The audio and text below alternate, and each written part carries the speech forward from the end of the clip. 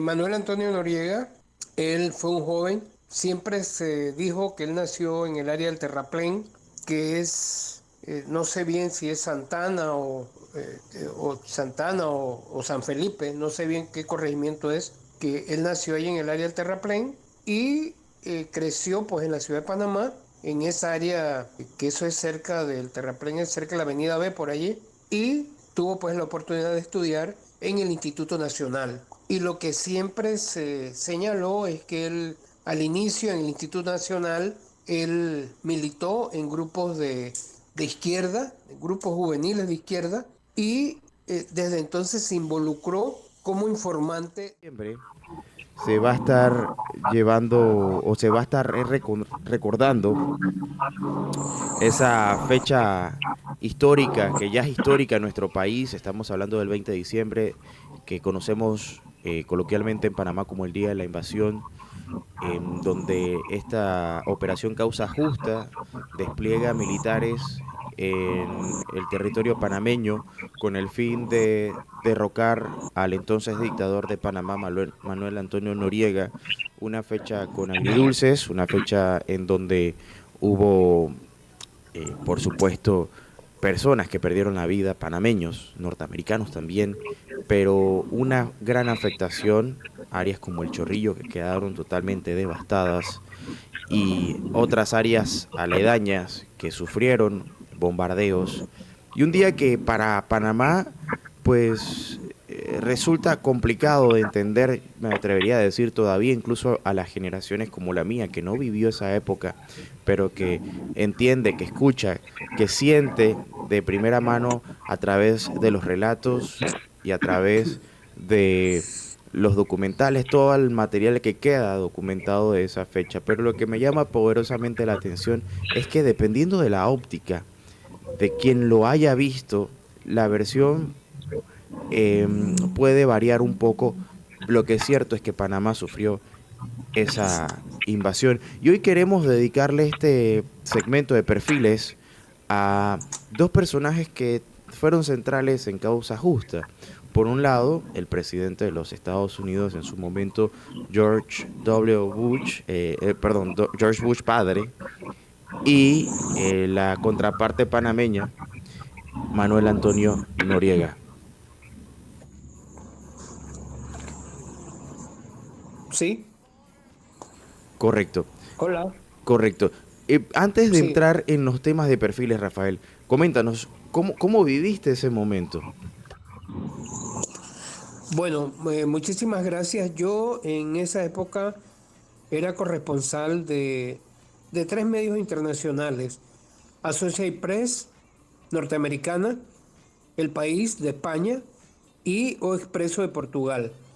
Así que a mí me tocó vivirlo y para reportar para esos tres medios la invasión. Los primeros 4 días fueron los más difíciles.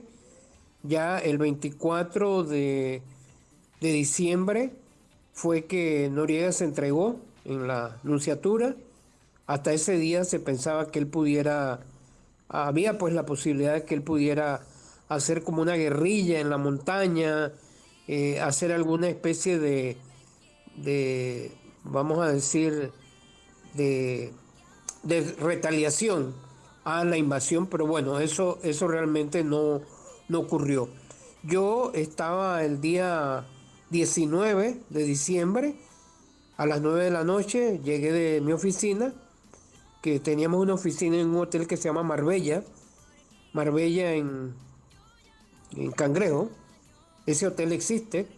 Ahí teníamos una oficina, yo trabajé hasta las 9 y me fui a mi casa caminando porque era muy cerca en mi Argentina. Y a las 9:30, ya allí, en el apartamento, en ese tiempo no había celulares. Así que al teléfono de la casa llamó una amiga de mi hermana que vivía allí conmigo. Y entonces mi hermana ya estaba dormida y yo recibí la llamada y ella me dijo que una amiga de ella, una compañera de apartamento, cuyo novio era un oficial norteamericano, le había dicho, una mujer que vivía por ahí por el Cangrejo, que una estudiante le había dicho que a las 12 de la noche iban a invadir Panamá y que, bueno, tuvieran cuidado y demás, ¿no? Así que a esa hora yo comencé pues lo primero que hice fue llamar a Nueva York, la sede de la Associated Press era en Nueva York. Aunque nosotros reportábamos a México, pero ya después de cierta hora uno reportaba directamente a Nueva York, donde era y es la sede principal de esa agencia de noticias. Yo llamé allá y les dije, y ellos me dijeron que mantuviera la línea desocupada para la línea telefónica para que les reportara lo que yo escuchara y todo lo que ocurriera. Bueno, me dio oportunidad de llamar a varios amigos, a mi novia, a, a algunos amigos muy cercanos, a mi familia en Chiriquí, y darles pues esa noticia que era muy segura y de hecho ocurrió, se cumplió lo que esta joven dijo. Bueno, estoy hablando de los previos. En el mismo momento de la invasión, 12:01 del 20 de diciembre, 12:01 fue bien puntual, o sí, 12:01, comencé a escuchar desde donde yo vivía los bombardeos en el Chorrillo. Bombardeos que eran desde el Cerro Ancón, porque en el Cerro Ancón estaba la sede del Comando Sur de Estados Unidos. Y también fue la jefatura la invasión allí. La jefatura en Panamá ocurrió, fue allí. Y desde allí eran los cañonazos, los bombardeos hacia el cuartel central, hacia áreas del Chorrillo. Y ya entonces yo tenía pues línea directa con Nueva York para reportar lo que yo estaba escuchando. Yo no era el único, había otros periodistas eh, para esa agencia de noticias, éramos como unos, entre fotógrafos y periodistas y todo, que estábamos ese día aquí en diferentes lugares, yo creo que éramos como unos 10 o 12. Así que me imagino que a los otros colegas también le pidieron lo mismo, ¿no? Que ellos reportaran lo que escuchaban, lo que sabían. Yo no me moví desde mi casa y lo que hice fue, del apartamento donde yo vivía, lo que hice fue, bueno, mi hermana ya estaba durmiendo, así que la desperté y le dije que pusiéramos las camas cerca de las pilastras del edificio, ¿no? Por si acaso había un bombardeo o algo que cayera, pues uno siempre se protege en la parte más fuerte del edificio. Y bueno, así recibí la invasión. Wow, qué interesante. Y claro, visto desde la óptica de un periodista es distinto porque mientras que muchas personas estaban poniendo la televisión, bueno, tú nos contarás qué pasó en ese momento porque entiendo que también las transmisiones se cortaron y otras estaban buscando información, los periodistas estaban literalmente pendientes de todo lo que pasaba para reportar. Sí. Bueno, en el caso de la televisión, los canales de televisión en Panamá, que en ese tiempo no había cable como ahora, eran los canales locales. Estaba el canal 5, el canal 2, RPC, eh, no, bueno, Telemetro también estaba. Bueno, en los canales de televisión salió un anuncio diciendo que estuvieran con calma y lo firmaba el Comando Sur. Era como un cartel que estaba allí en la pantalla de televisión y no decía nada, pero ya a través de la pantalla, con ese anuncio, pues ya se oficializaba la invasión y lo que se transmitió por allí todo era, digamos, la versión oficial de la invasión, que como dije anteriormente se dirigía desde el Cerro Ancón, la cúspide del Cerro Ancón, que en un lugar que los norteamericanos llamaban Quarry Heights, que era la sede del Comando Sur.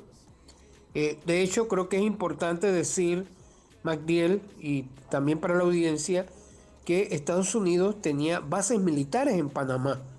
Ya en el 89 ya había comenzado el traspaso de varias bases. Por ejemplo, la base de Amador, ahí donde nosotros llamamos el Causeway, la calzada de Amador, ahí, esa era una base militar y ya había sido traspasada a Panamá. Y algunas áreas ya eran públicas. Antes eran solo militares, pero ahora había áreas públicas y pero otras seguían en manos de los norteamericanos, como vamos a decir la base Howard, que era aérea, también la base de Albrook, donde está el aeropuerto Marcos de la Ver, toda esa área era militar, también el área de Clayton, que allí también había una comandancia del Comando Sur, era la base principal, pues, acá en el Pacífico, y también estaban las bases en el Atlántico. En total, Estados Unidos tenía aproximadamente 13.000 soldados en esas bases, que ellos estaban aquí, trabajaban aquí. Y a esos 13.000 le agregaron 13.000 que vinieron de Estados Unidos, justamente para la invasión. Es más, en el mensaje que el presidente Bush, donde anunció a Estados Unidos y anunció el Bush padre, el hijo fue presidente unos años después, pero este era Bush padre. Él, en el anuncio que le dio a Estados Unidos, donde dijo que esto se llamaba causa justa a Estados Unidos y al mundo, él también dijo el, que lamentaba pues que los jóvenes, porque allá los que hacen la milicia, la, ¿cómo se dice? La milicia obligatoria, ¿no? El Eh, servicio militar obligatorio, claro. el servicio, exactamente, el servicio militar obligatorio, gracias, que los tuviera pues que escalar para acá. O sea, muchos de los que vinieron eran jóvenes que en vez de estar en su Navidad, y algunos que tuve yo pues la oportunidad de hablar con ellos estaban molestos porque decían, o sea, yo en vez de estar celebrando las Navidades con mi familia me han mandado para acá. Pero bueno, ellos lo tuvieron que hacer. Y había, por supuesto, oficiales ya profesionales. Pero había muchos de estos jóvenes, de esos 13.000 que vinieron, que eran jóvenes que estaban cumpliendo con el servicio militar obligatorio. Ahora, y te hago una pregunta antes de empezar o pasar al tema de los perfiles, que vamos a tener que hacerlo después de este cambio porque se nos aproxima el cambio de la media hora, Rafael.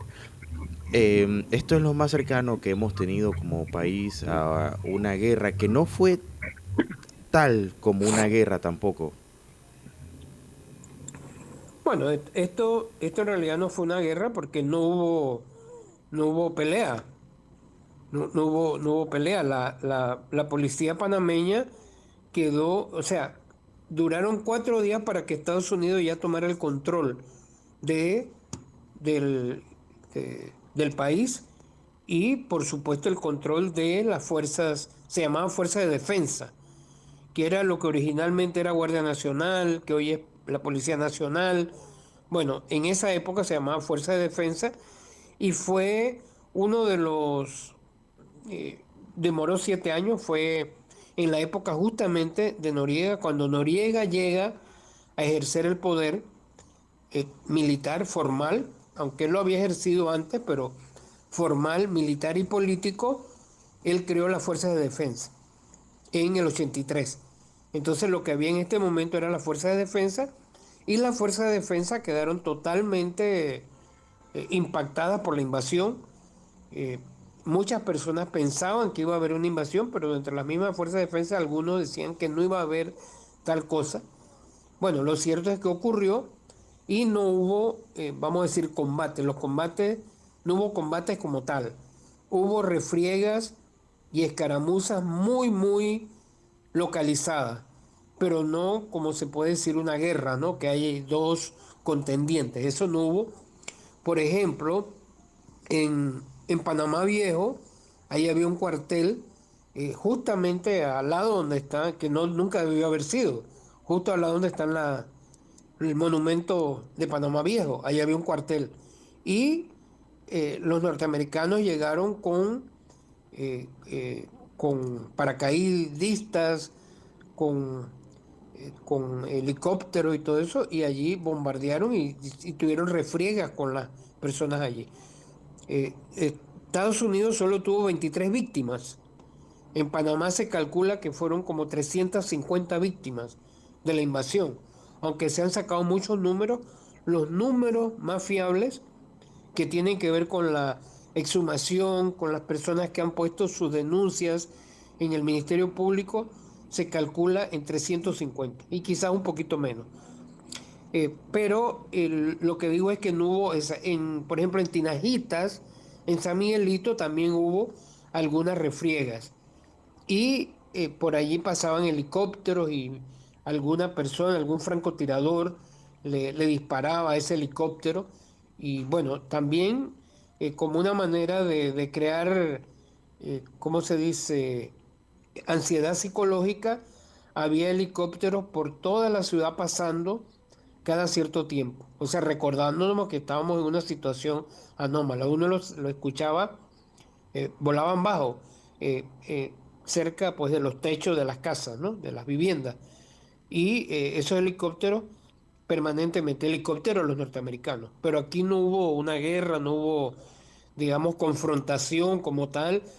Y el general Noriega, que era, digamos, el que tenía que salir a defender, él en todo momento, él el 19 al mediodía, él estaba en Colón, en el puerto de Cristóbal, con el sindicato de los trabajadores del puerto de Cristóbal. Y él ahí habló, dijo unas palabras y todo, y de ahí en adelante él se vino por la calle Transísmica, llegó al anochecer a Panamá, a la ciudad de Panamá, y posteriormente ya le dieron la noticia de que sí iba a ocurrir la invasión, quizás a la misma hora que me la dieron a mí o antes, y entonces él ya se fue por Pedregal, se fue por el área, vamos a decir, del este de la ciudad, y por Tocumen, por esa área, había un área que se llamaba La Siesta, que era un hotel que había sido eh, nacionalizado y que lo usaban las fuerzas de defensa. Un hotel que justamente hoy hay una barriada que se llama La Siesta. Es recordando ese lugar que era un hotel que está atrás del aeropuerto Tocumen y ya en el mismo Tocumen, y entonces allí por esa parte también hubo refriegas. Y bueno, ya el general Noriega pues se quedó por Juan Díaz, por esa área, ya cuando vino la invasión, y por allí lo protegieron, fue a una iglesia y demás, y tuvo 3 o 4 días que incluso él dio unas declaraciones a la Radio Nacional donde decía que él iba a hacer la lucha. Pero eso no ocurrió, y finalmente, o sea, iba a hacer la lucha, lo dijo después que ya Estados Unidos había invadido. Creo que fue el día 21. Pero al cuarto día, ya el 24, él se entregó a la nunciatura. Y Antes ahí de estuvo en la continuar, nunciatura claro, hasta enero, ¿no? Por allí, por enero, sí. Rafael, tengo que irme a un cambio comercial y definitivamente que de esto hay muchísimo de qué hablar. Y a la vuelta quisiera que pudiéramos abordar un poco las figuras centrales en esto. Estamos hablando por un lado la causa de la operación Causa Justa, fue Manuel Antonio Noriega. ¿Quién fue? ¿Cómo llegó allí? Eso lo veremos a la vuelta en perfiles. Y qué motivó a el presidente de ese momento de Estados Unidos, George Bush, padre, a declarar esta operación y tomar la decisión de invadir Panamá. Bueno, lo veremos cuando regresemos aquí en Relax. Bueno, ahora sí, estamos de regreso con el doctor Rafael Candanido y hablábamos antes de lo que fue el 20 de diciembre, que marcó el inicio de la causa justa, poniendo fin a la dictadura de Manuel Antonio Noriega. Como aquí vemos perfiles, Rafael, ¿qué tal si empezamos por conocer, a ver, quién fue este señor, este individuo que llegó a posicionarse como el hombre más fuerte de Panamá? Bueno, mira, el Manuel Antonio Noriega, él fue un joven, siempre se dijo que él nació en el área del Terraplén, que es, no sé bien si es Santana o Santana o San Felipe, no sé bien qué corregimiento es, que él nació ahí en el área del Terraplén y creció pues en la ciudad de Panamá, en esa área, que eso es cerca del Terraplén, es cerca de la avenida B por allí, y tuvo pues la oportunidad de estudiar en el Instituto Nacional. Y lo que siempre se señaló es que él, al inicio en el Instituto Nacional, Él militó en grupos de izquierda, grupos juveniles de izquierda, y desde entonces se involucró como informante de los servicios norteamericanos. Cuando Noriega estaba estudiando en el Instituto Nacional, había un movimiento juvenil, patriótico y también antinorteamericano, porque debemos recordar todos que Panamá tenía una colonia en el centro del país, toda la zona del canal. Eran 1.400 kilómetros cuadrados. Toda la franja de la zona del canal, a la izquierda, bueno, sería al oeste, a la izquierda y a la derecha, o al oeste y al este, eran, eran territorio, era territorio pues dominado por el área del canal. Allí por donde está el Dorado, por el centro del Dorado, todo eso, ahí era la frontera con el canal, donde está la tecnológica. Toda esa era la zona del canal, donde está, para poner un ejemplo, ¿no? Donde está Condado del Rey, todo eso era parte de esa área. Hasta ahí llegaba la frontera. Y allá donde la gente sigue llamando el límite, donde está mi pueblito, todo eso era parte de la zona del canal. Entonces, por supuesto que había un gran interés por parte de Estados Unidos de saber los movimientos juveniles. De hecho, MacDill creo que es bien interesante esos movimientos juveniles que comenzaron a... Su mayor actividad fue en 1947, cuando se rechazó un convenio para que se quedaran las bases militares de Estados Unidos durante la Segunda Guerra Mundial, que eran 135 bases y sitios militares que Estados Unidos tuvo, además de los adicionales que ya tenía en esa zona del canal, porque hubo en Punta Burica, hubo en Darién, hubo en Chiriquí, hubo en, bueno, Punta Burica es Chiriquí, en Boca, en todos los lugares, porque estábamos en la Segunda Guerra Mundial. Entonces, todo eso creo pues es un movimiento ya desde el 47, todos los años 50, y allí es donde entra pues Noriega, y él, lo que salió en los juicios contra él y todo, es que él desde joven, desde adolescente, se enganchó con los servicios secretos de Estados Unidos. Posteriormente, él fue a estudiar a la escuela del Chorrillo en Perú, que es la escuela donde se ambienta La ciudad de los perros de Vargas Llosa, una de sus novelas, primeras novelas, ¿no? De primera novela famosa, que habla pues de todos los maltratos, los vejámenes, las cosas que ocurren en esa escuela para militares. Allí estudió Noriega y siempre un alumno destacado, distinguido, y entonces cuando llega, los que estudian para milicia solo tenían, o principalmente, o el principal empleador era la Guardia Nacional, así que él se metió en la Guardia Nacional, una Guardia Nacional que había ganado bastante peldaños ya desde Remón. Es más, Remón fue presidente y salió de las filas de la Guardia Nacional. Entonces ya era una guardia, digamos, más fortalecida. Él entra allí a esa guardia y viene pues el golpe de Estado del 68, que es un golpe que tampoco debió haber ocurrido, porque Arnulfo Arias había tomado posesión solo hacía 11 días. A los 11 días de haberse posesionado, lo tumbaron. Y los militares. Entonces Noriega era joven, más joven que Torrijos, todo, pero quedó allí en ese grupo y siempre estuvo en la parte de los servicios de espionaje. Estuvo allí y en el 69 Torrijos, bueno, primero Torrijos no era el que mandaba, el 68 en adelante hubo una junta de gobierno y había varias fuerzas que estaban disputándose el poder y Torrijos fue allá a México a, un, a una carrera de caballo, creo que había un caballo panameño allí, un caballo de acá que competía y cuando estaba allá le dijeron que ya él no podía regresar porque lo habían destituido.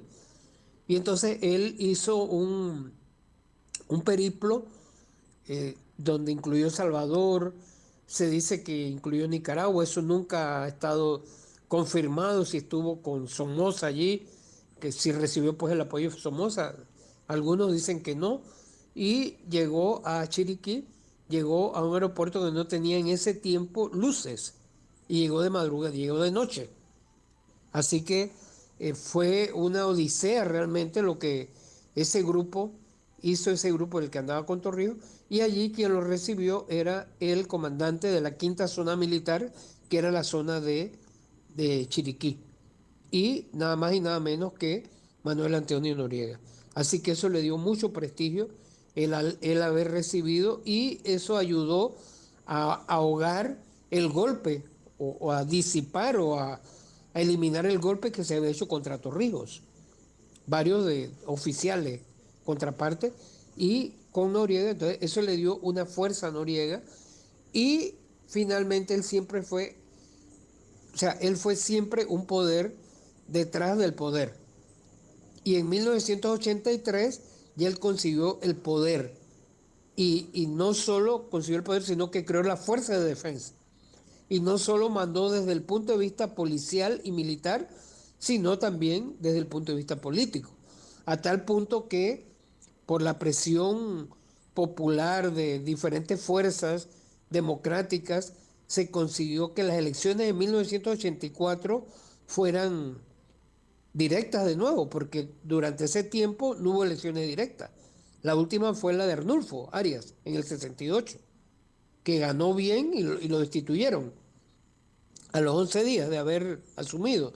Entonces, en el 84 se hizo una elección libre y eh, todo indica que hubo fraude. Eso también hay distintas versiones. Aquí somos de las dos versiones.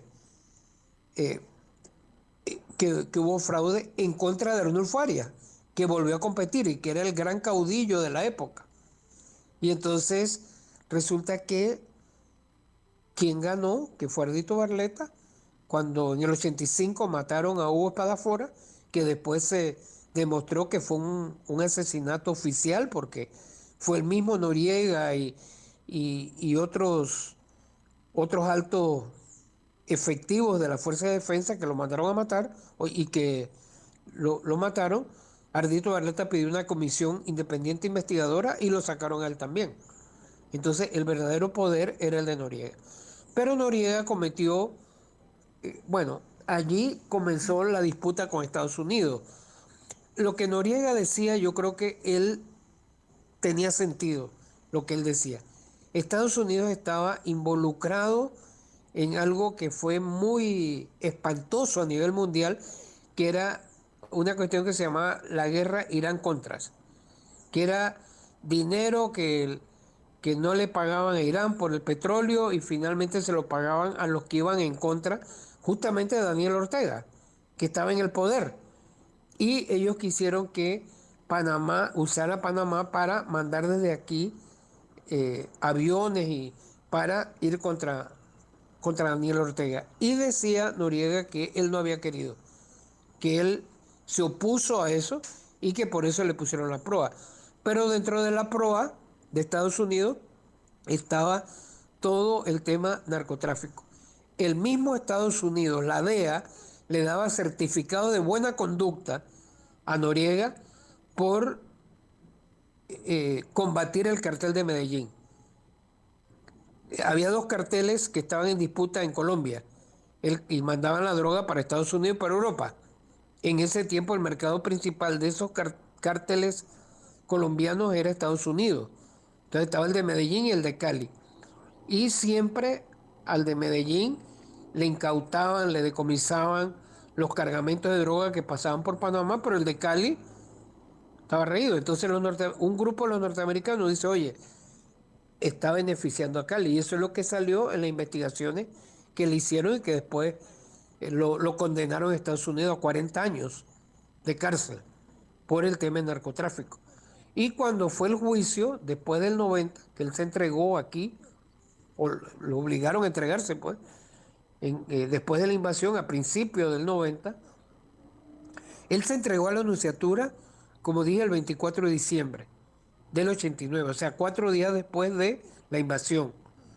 Y ya la entrega a Estados Unidos, que fue ahí donde está Multicentro, en ese tiempo era el colegio, ay, ¿cómo se llamaba? San Agustín. Allí llegó el helicóptero militar norteamericano que se llevó a Noriega desde el patio de ese colegio, que ahora ahí queda Multicentro. Y la nunciatura ya no está allí, está ahora en Clayton, pero antes estaba ahí enfrente justamente de Multicentro. O sea, cruzó la calle y allí estaba el helicóptero esperándolo. Fue en enero.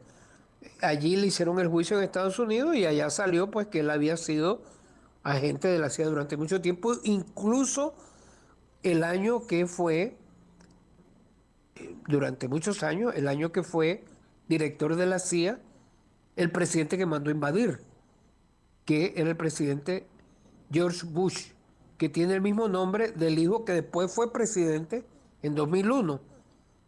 Entonces uno dice George Bush padre y George Bush hijo. El que mandó a invadir a Panamá fue George Bush padre.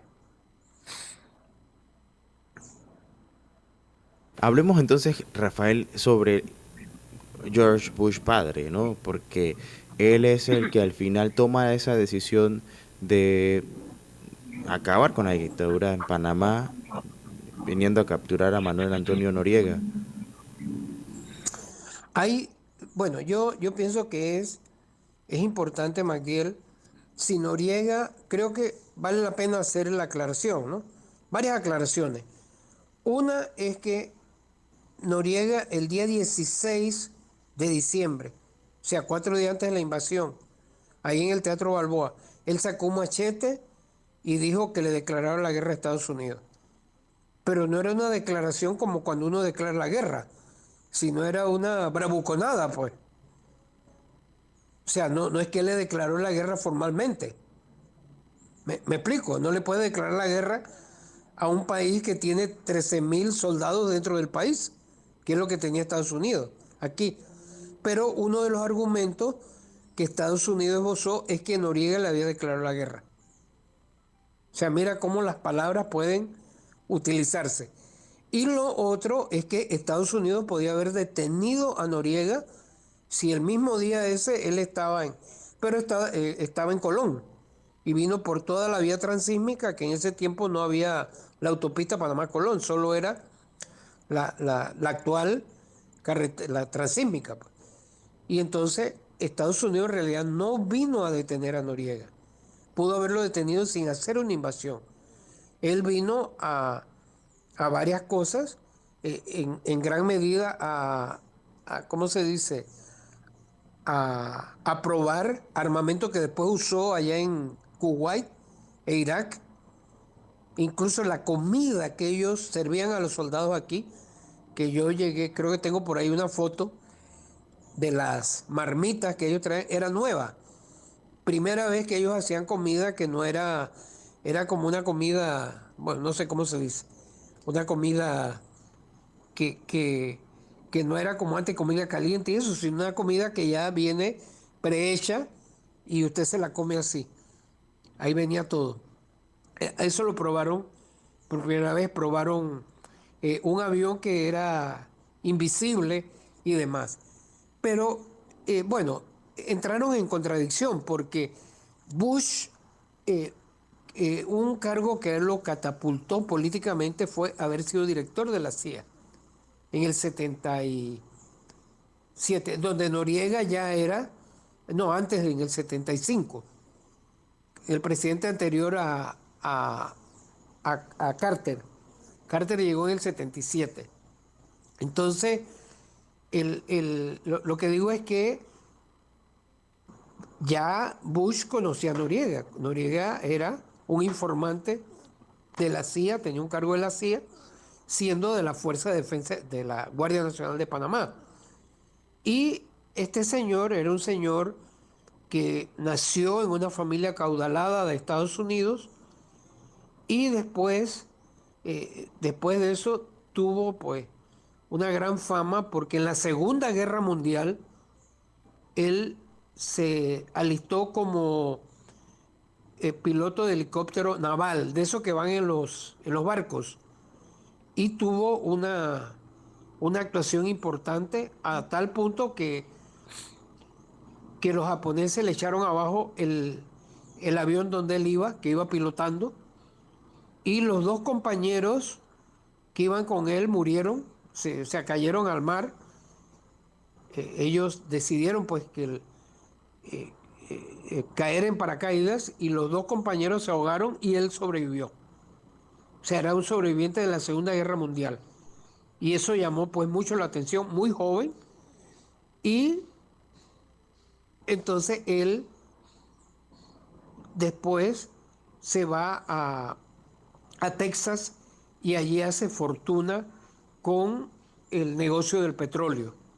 Hace una gran fortuna, ya él venía de una familia acaudalada, pero ahora hizo más fortuna y tuvo estos 5 hijos. De los 5 hijos, 2 fueron políticos. Y él, eh, cuando, cuando Reagan compitió a la presidencia en el 80, él compitió también, Bush, para ser candidato a presidente. Y ocurrió como ahora, como ocurrió antes con los demócratas, con Biden y Kamala, que eran competidores. Y Biden lo llamó para que ella fuera su vicepresidenta. Bueno, igual ocurrió entre Reagan y Bush padre, que Reagan lo llamó para que llamó a su competidor. Ya se habían dicho un poco de cosas en la campaña.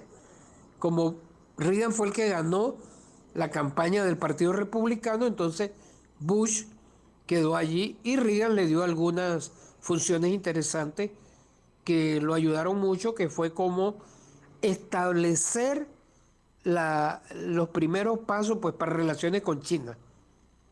Y Bush, cuando llegó a la presidencia, en el 89, la primera acción importante que él hizo fue la invasión a Panamá, porque él llegó en el mismo 89.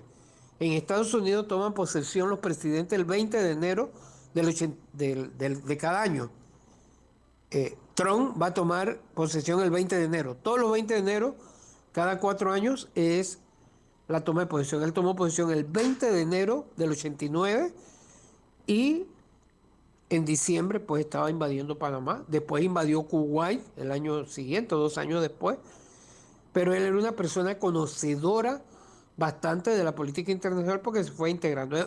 Vamos a decir, un empresario que decide meterse a política conoce el tema internacional y además consigue, consigue este, tener una participación en el Partido Republicano, a tal punto que él fue presidente de la Convención Republicana, o sea, se metió en política, viene de la empresa, conoce el mundo internacional y además el mundo diplomático internacional y además entra a la parte de, de eh, a la parte pues de la política y ya del mismo partido republicano. Él fue por los republicanos.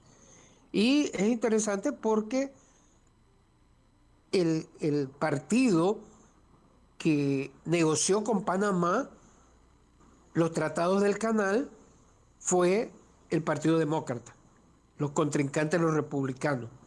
Y yo creo que sí es importante, Magdiel, decir como conclusión también es que Estados Unidos buscó muchas causas, para eso que se llama causa justa, pero en ningún momento dejó de honrar lo que se había negociado en esos tratados del canal. Se pensó en algún momento que la invasión era justamente para echar atrás a los tratados. De hecho, eso no ocurrió, porque el canal fue transferido como lo habían establecido 12 años antes de los tratados del 77, 12 años antes de la invasión. ¿Me explico? Bueno, y la verdad es que, Rafael, muy interesante y es parte de nuestra historia. Después de 25 años todavía hay muchísimo que sanar para poder mirar, hacer esa introspección y entender, porque da la sensación de que todavía am, no se ha tomado el tema para sentarnos, analizarlo y, bueno, y entender que fue otro de esos acontecimientos que han marcado nuestra historia patria y que nos han traído hasta donde estamos. Y prueba de ello es que todavía, incluso desde el 9 de enero del 64, seguimos hablando y descubriendo cosas, y probablemente de Sí. aquí en adelante seguiremos descubriendo más sobre el 20 de diciembre. Tenemos que dejarlo hasta acá porque se nos acabó el tiempo. Rafael, muchísimas gracias, principalmente como siempre por acompañarnos y traernos perfiles. Qué forma más interesante de ver la historia y el entender el presente, si no es a través de aquellos actores que hacen que los acontecimientos pasen. Sí, y bueno, ya tanto Noriega como Bush, primero Bush y después Noriega, ya ellos fallecieron, pero son parte de la historia como tú dices. Y te agradezco mucho la oportunidad y le mando un fuerte abrazo a toda tu audiencia. Claro que sí, un fuerte abrazo a ti también, Rafael. Gracias por acompañarnos aquí como cada lunes. Bueno, nosotros tenemos que avanzar con más. Vamos a nuestro próximo cambio comercial. Si te ha gustado lo que viste, te recuerdo que esta entrevista va a estar. Nos acompaña el capitán Ernesto Barría del Servicio Nacional de Fronteras para un anuncio bien especial. Oye, ayer culminó la Teletón alcanzando la meta y siguen también. Esta época se presta para compartir y de eso vamos a hablar un poco porque muchos no lo saben, capitán. Primero, bienvenido, buenas tardes, gracias por acompañarnos. Sí, buenas tardes, Magdiel. Muchas gracias por invitarnos, por acogernos Claro aquí que a sí. tu programa. Sí, el Servicio Nacional de Frontera en estas fiestas de fin de año, Claro que sí. está contento porque pues es un año más que tenemos de servicio a la nación, pero también es un año de celebrar junto a nuestros ciudadanos, a nuestros niños, y en esta ocasión pues estamos contentos de estar aquí para hablarle o para invitarlos más que todo a colaborar, a aportar con su colaboración Claro. en nuestra primera regalotón del Servicio Nacional de Frontera. Pero lo importante de esto no es que es solamente del Servicio Nacional de Frontera, sino es que es un aporte que dan todos los ciudadanos, que le estamos solicitando a todos los ciudadanos, a ciudadanos a pies, a nuestros empresarios y a todas las personas que quieran colaborar con esta regalotón, que tiene como objetivo llegar esa alegría, llegar ese sentido de la Navidad a nuestros niños que están en las partes más alejadas de nuestro país. Muchas veces pensamos que nuestros niños allá en esa área piensan en sus regalos, empiezan en qué quieren para esta fiesta navideña, pero en muchas ocasiones no solamente se quedan en pensamientos. Entonces nosotros como ente al servicio a la nación estamos pensando en ellos y queremos llevarle junto a cada uno de los ciudadanos que quieran aportar a esta iniciativa, llevarle ese regalo a estos niños. Bueno, primero que nada, felicitar por la iniciativa al Senafront. Y yo iba a comentar que muchos no saben, pero aparte de la defensa y el cuidado de nuestras fronteras, hay un tremendo trabajo humanitario que realizan constantemente, porque mientras que no están custodiando las fronteras, están ayudando a la comunidad. Y son comunidades muy alejadas, que quizás para uno que está en la ciudad no entiende que en partes de Panamá hay lugares que para poder llegar a esas comunidades es prácticamente imposible por carretera. Exacto, tenemos lugares muy complejos en nuestra área de Darién, que es el área más compleja que tenemos en Claro. nuestra área jurisdiccional, pero también tenemos lugares como en Chiriquí, Bocas del Toro, también tenemos áreas bastante complejas que muchas veces solamente pensamos que es en Darién. Ajá. Pero sí tenemos en nuestras dos fronteras tenemos áreas muy difíciles para llegar, ya sea en carro o hay áreas que tenemos que llegar hasta en lancha, o simplemente hay áreas que solamente podemos llegar a pies. Entonces pensamos en estos niños que llegarles ese regalito, ese aporte de toda la ciudadanía para que ellos puedan pasar una Navidad diferente. Claro, claro, nadie mejor que ustedes que están allí en esas comunidades compartiendo y me imagino que dirán, caramba, allá en la ciudad tienen todo y quisieran llevar, compartir y se abre la oportunidad. ¿Cómo puede aquel que está aquí no sé si solamente se está recogiendo en la ciudad o en otras provincias, pero aquel que quiera aportar y diga, yo también quiero llevar un poco de esa alegría de la Navidad a esas áreas? Porque, claro, no todos vamos a ir hasta alguna comunidad, no sé, nombrar alguna que sea de difícil acceso, pero ustedes pueden hacerlo por nosotros. ¿A dónde podemos llevar esas donaciones? Sí, exactamente como tú dices, nosotros tenemos la movilidad para llegar a estas Ajá. áreas y pues desde la semana pasada comenzamos Perfecto. con esta iniciativa, comenzamos en la provincia de Chiriquí. Hoy casualmente estamos en Panamá Oeste, sí, en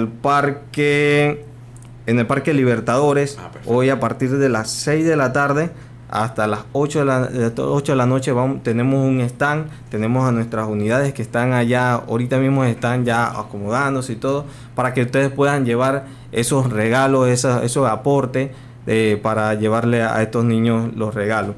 Aparte de esta área, por lo menos en el área de Panamá, tenemos en el Mall de los Andes, a partir de mañana de las 2 de la tarde hasta las 3 de la tarde vamos a tener también un stand, y en la terminal de Albrook el mismo día martes de 5 a 7 de la tarde. En el área de Panamá Oeste entonces tendremos en el Westland el día jueves 19 de 5 a 7 de la tarde, y hoy entonces vamos a estar en el Parque Libertadores desde las 6 hasta las 8 de la tarde, y nuevamente retornamos el día viernes 20 para seguir recolectando estos aportes de la ciudadanía. También en Chepo vamos a tener el día de mañana en la Plaza 4 Alto frente al supermercado La Milagrosa, a partir de las 9 de la mañana hasta las 2 de la tarde, y en Darién en la Plaza Venta Metetí. Hoy también vamos a estar en la Plaza Venta Metetí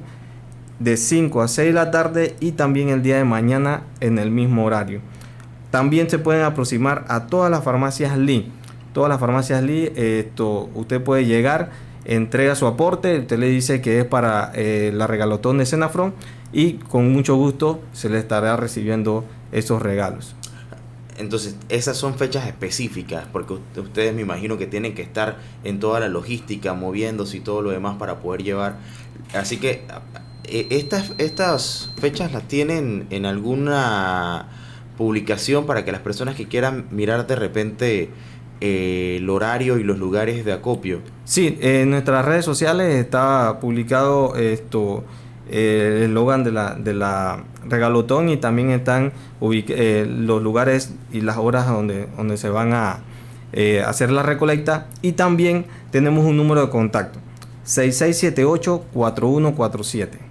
6678 4147. Este es el número de teléfono de la Dirección de Seguridad Ciudadana y Asuntos Civiles, quien está llevando el peso, por decirlo de una manera, de esta actividad.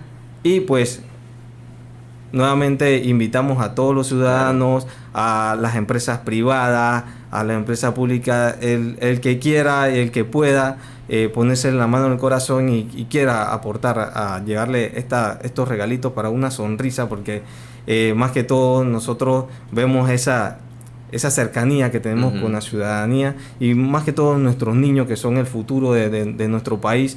Llegarle este aporte, esta sonrisa, hacerle una Navidad diferente, de verdad que es bastante gratificante. Claro que sí, muchas veces vemos y escuchamos el tema de la desigualdad que existe en un país como el nuestro, y es aquí donde de repente no podemos cambiar la situación, pero podemos dar ese granito de arena para que aquellos que tienen un poquito más esta Navidad puedan participar. Y como decía hace un momento, ustedes están en la parte logística, y se entiende, muchas veces las instituciones pues tienen el presupuesto asignado para algunas cosas, pero qué bueno que estén buscando abrazar la idea de incluir al resto de la sociedad que tenga la capacidad de poder aportar. Tengo dos preguntas. La primera, las edades, para tomar en cuenta en qué rango de edades están recogiendo los regalos, y solamente regalos o también el tema efectivo. Por ahora solamente regalos, El regalo, exactamente, regalos, solamente el regalo. regalos, y pues las edades, tenemos niños de diversas edades, desde recién nacidos Claro. hasta nuestros niños 17 años que todavía siguen siendo niños jóvenes. Entonces, en cualquiera de esas edades usted puede llegar, cualquier regalito, cualquier cosa, ese presente, créame que esos niños lo van a saber aprovechar y lo van a agarrar con mucho cariño. Qué bonito. Muchísimas gracias, capitán Ernesto Barría, y a todo el equipo del Servicio Nacional de Fronteras en esta primera regalotón. Exacto. Van a llevarle la Navidad a los niños en distintos puntos de difícil acceso Exacto. del país. Así que aquí hay una oportunidad dorada para aquellos que quieran también dar su granito de arena y regalar una sonrisa esta Navidad. Gracias y bueno, enhorabuena por esta iniciativa. Gracias a ustedes por invitarnos, y pues esperemos y confiamos en que esta actividad va a seguir siendo. Por eso le decimos primera, porque queremos que esto continúe todos los años. Por supuesto que sí, así será. Enhorabuena y felices fiestas para ustedes, y gracias por todo el trabajo que hace el Servicio Nacional de Fronteras, no solamente cuidando nuestras fronteras, sino también esa labor humanitaria. Así que hasta una próxima ocasión. Nosotros seguimos con más, porque tenemos que avanzar con más entrevistas. Vamos con algo de música y regresamos con información de actividades navideñas. Sigue la agenda cultural en Panamá. Oye, y avanzamos con agenda cultural. Nos acompaña desde el Ministerio de Cultura el director artístico del Teatro Nacional, César Robles. Buenas tardes, gracias por acompañarnos aquí en Radio Ancón. Hola, buenas tardes, ¿cómo estás? Bastante bien, bastante llena también la agenda del Teatro Nacional. ¿Con qué despide este 2024 esta Casa del Arte panameño? Sí, mira, nosotros desde el Patronato del Teatro Nacional estamos tratando de fortalecer la programación de este venue tan importante, de la sala, lo que sería la sala más importante de las culturas del país, y estamos trabajando en conjunto con el Ministerio de Cultura para comenzar a sacar esos eventos artísticos de la sala y llevarlo a diferentes lugares pues del país. Esta Navidad es como nuestra prueba piloto.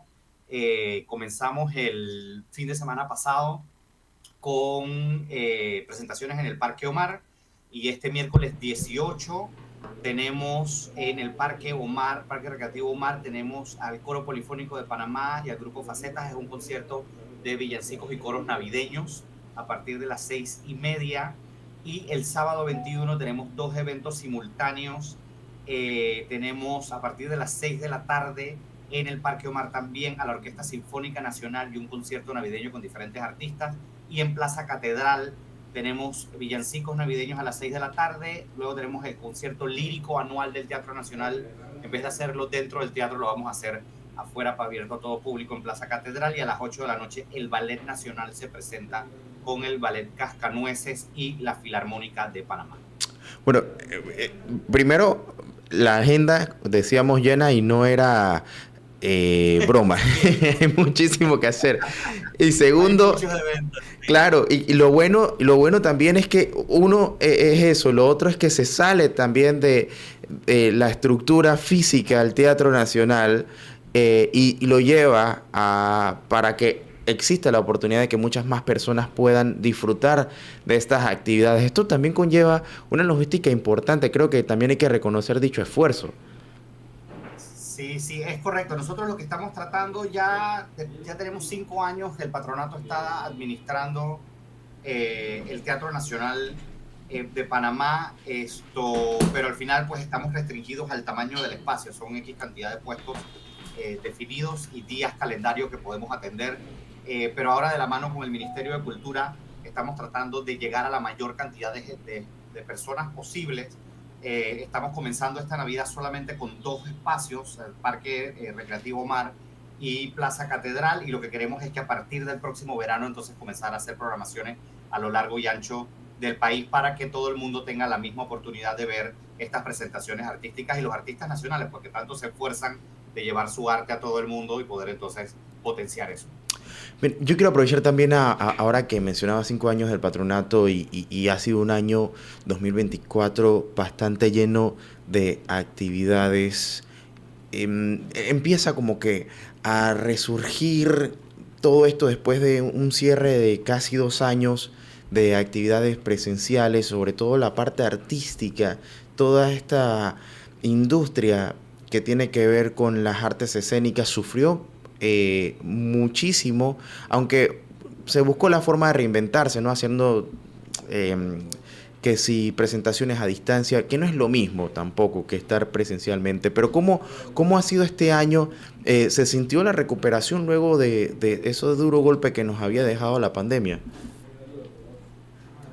Sí, sí, sí, finalmente, bueno, como bien lo dices, no es lo mismo, el arte nunca se detuvo, las compañías de actores, de danza, música, ellos siguieron haciendo virtualmente presentaciones artísticas, podemos decir fácilmente que sin temor a equivocarnos, además que el arte fue lo que nos mantuvo eh, eh, vivos de alguna forma Ujú. dentro del encierro, el entretenimiento en general es lo que nos mantiene activos. Pero al final del día es una actividad de comunidad, es una actividad de conectar al artista con su público y eso generalmente solo se logra en eh, espacios, espectáculos en vivo. El artista necesita ese aplauso en vivo, de esa reacción en vivo de su público. Sí fue muy difícil, vinimos de la pandemia, luego las situaciones del año pasado, pues a nivel nacional, y finalmente estamos agarrando como velocidad con las programaciones artísticas. Todas las salas de teatro están programando, actualmente hay varios espectáculos en todas las salas de teatro presentándose, generalmente en noviembre ya se cerraba, pero los espectáculos artísticos se han ido extendiendo cada vez más con el apoyo del público. Hay cartelera disponible todos los meses del año. Y también entonces pues el Teatro Nacional con el Ministerio de Cultura y ahora con la Autoridad de Turismo también estamos tratando de llevar pues estas presentaciones artísticas a la mayor cantidad de población posible, nacionales y extranjeros, los que están de visita también, que puedan disfrutar de los espectáculos que tenemos que ofrecer. Claro, oye, se está quedando chico también el Teatro Nacional para toda la oferta que existe. Por un lado, diría que motiva a la creación de nuevos espectáculos. Creo que no sé cómo lo vislumbran desde el Teatro Nacional, porque la última vez que estuve fue no hace mucho y estaba que no se caía un alfiler. Y fue reciente, porque Sí, fue en el Cascanueces casualmente. es correcto, es correcto. El edificio parece muy grande por fuera, pero cuando entras te das cuenta que es bastante pequeño. Eh, y estamos limitados no solo por la cantidad de butacas, sino además, pues, como yo siempre le digo a todo el mundo, el año tiene 52 semanas y cada semana tiene 7 días y no hay más. Así que hay mucha programación, uno que se queda por fuera, que no encuentra espacio para presentarse en el teatro, y hay mucho público que no encuentra, por ejemplo, el Ballet Nacional, cada vez que se presenta, los boletos se agotan en cuestión de una semana. Y eso lo pudiste ver con el Cascanueces. O Ujú. sea, siempre que los boletos del Ballet Nacional están disponibles para el público, siempre hay boletos para venta, hay boletos gratuitos para tratar de abarcar la mayor cantidad de público y no son suficientes. El próximo año van a tener más fechas, pero por eso esa es la razón por la que estamos optando por sacar parte de nuestra programación y llevarla a espacios Claro. públicos a nivel nacional para que la gente que no pueda entrar al teatro necesariamente por falta de boleto o tiempo pueda por lo menos disfrutarlo en familia en algún otro momento. Claro, yo intenté llevar a mi mamá a la presentación del 8 de diciembre para darle eh, como algo distinto ese día, ¿no?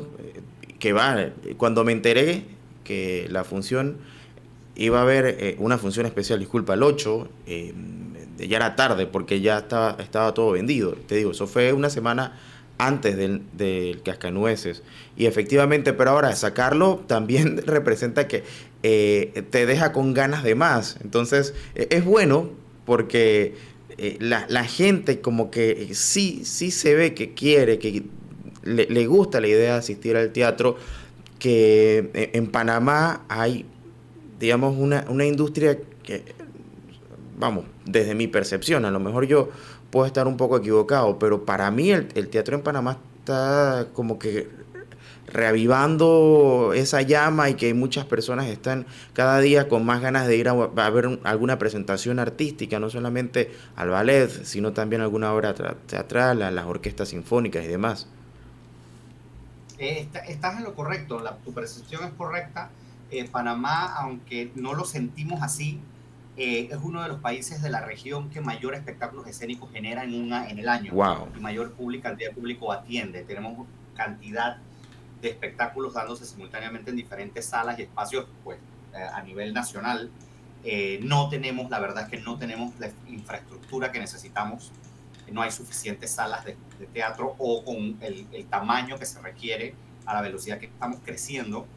Pero por eso es que estas iniciativas son tan importantes. Y sí, es un reto a nivel de logística, pues que obviamente no son espectáculos que están hechos para presentarse en un parque. Entonces hay que poner tarimas, iluminado, sistema de pantallas, toda la logística de la movilización de los artistas, la coordinación de los ensayos, etcétera. Entonces, como te dije, tenemos el sábado arrancamos con el concierto de las divas en Navidad y de Richie Velázquez, su concierto navideño en el Parque Omar. Este miércoles tenemos que es una Navidad coral, el Coro Polifónico de Panamá, el grupo Facetas, en el Parque Omar, completamente gratuito. Y el 21 tenemos 2 eventos simultáneos. Tenemos villancicos navideños a las 6 de la tarde en ambos lugares, y tenemos la Orquesta Sinfónica Nacional y un concierto navideño de artistas varios en el Parque Omar. Y en la Plaza Catedral tenemos a Julio Chamorro con villancicos navideños, el show lírico de Navidad con Atuta Boche, también llevando un poco de música lírica perdón, al público, y el Cascanueces, que se presenta con la Orquesta Sinfónica. Una curiosidad aquí es que el ballet nacional en Panamá generalmente no se presenta con músicos en vivo. Es muy, muy, muy extraño que tú veas programación del ballet nacional. De hecho, el que tú viste en el Teatro Nacional hace unas semanas no era con músicos en vivos. El que verás este sábado 21 en Plaza Catedral es con la Orquesta Filarmónica de Panamá, que es una situación un poco particular en este caso. Wow, y eso, estamos hablando ya de ese tipo de presentaciones que no suelen darse, digamos, en Panamá. Efectivamente, lo he visto en otras instancias, pero qué bueno, y creo que es una apuesta muy, muy por lo alto, y que vale la pena. Y eso va a ser en Plaza Catedral, eso es en la Plaza de la Independencia que conocemos nosotros. Es correcto, en Plaza Independencia, frente a la catedral, es donde estaría la tarima, y el público entonces se acomodaría en la plaza, en el mismo parque, para ver tanto los conciertos como en la presentación del Ballet Nacional. Y en el Parque Omar es en la parte de atrás donde está el anfiteatro, que ellos tienen como una cúpula donde hacen los espectáculos de verano. No es adelante en el área que está al lado del estacionamiento, justo en la entrada, sino que es en la parte de atrás, en el anfiteatro, que recibe mayor público. Ese ahí sería el concierto que es de la Orquesta Sinfónica y el concierto navideño con varios artistas. Bueno, este de la Plaza Catedral, bueno, suena interesante, un lugar icónico, sí, muy, muy por la arquitectura, por lo que representa. Yo creo que va a ser algo bastante... Ajá. Sí, es algo diferente, es algo que no hemos visto con anterioridad, y creo que va a ser un espectáculo muy bonito, a la gente le va a gustar. Yo estoy seguro que sí. Entonces, cuando mencionas que va a estar la Orquesta Sinfónica junto con el Ballet Nacional, ambos interpretando al mismo tiempo, es una cuestión mágica. Y esto es gratuito, dicho sea de paso. Es correcto. O sea que, todos los espectáculos en Navidad son gratuitos al público. O sea que no hay una excusa para no decir que no hay eventos de nivel y de estos niveles en Panamá, y encima gratuitos, como para que las personas tengan la oportunidad de asistir. César, por último, esta información está a través de sus redes. Cuéntanos cuáles son las redes. Correcto, la información la puedes ver en las redes del Teatro Nacional, Teatro Nacional Panamá, o @cartelera Teatro Nacional. También las puedes encontrar en las redes del Ministerio de Cultura y el despacho de la Primera Dama. Buenísimo. Oye, muchísimas gracias. Definitivamente que aquí tenemos que seguir hablando más adelante de todas esas presentaciones y los planes que tiene. Yo me quedo con algo. Qué bueno que estemos quejándonos de que no hay espacio para las presentaciones en lugar de decir que tenemos espacios vacíos y que tenemos falta de artistas, yo creo que en este momento es positivo que digamos que nos estamos quedando cortos, y ojalá que sí se haga esa infraestructura necesaria y que más personas se sumen a compartir. Es toda una industria que también tiene réditos económicos, pero que como alguna vez conversaba con alguien, también hablaba de derechos culturales, y definitivamente la cultura es un derecho, y qué bueno que estén compartiendo con la ciudadanía, y sobre todo este tipo de eventos de alto nivel y gratis. Creo que hay que apreciar el lugar donde estamos y que exista esta industria dispuesta para nuestro país. Así que un fuerte abrazo, feliz Navidad para ti, César, gracias por acompañarnos, y por supuesto, una próxima ocasión ojalá nos acompañes pronto para hablar de más de lo que nos trae el Teatro Nacional. Gracias. Nuestra cartelera 2025 ya está lista, así que por ahí te la haremos llegar, y gracias, feliz Navidad y feliz año para todos ustedes. Claro que sí, César Robles, director de el Patronato del Teatro Nacional, nos acompañó, ya lo sabe. Oye, yo me quedé con ganas de esa presentación en el casco antiguo, Plaza Catedral. Me parece que una vez vi algo similar, pero era un país europeo. Y la verdad es que tengamos algo como eso en nuestro país, hay que emocionarse. Y hay que participar y hay que acudir. Así que la invitación ya está dada. No se preocupen que yo pago. No, mentira, es gratis. No tiene que pagar absolutamente nada. Usted nada más vaya.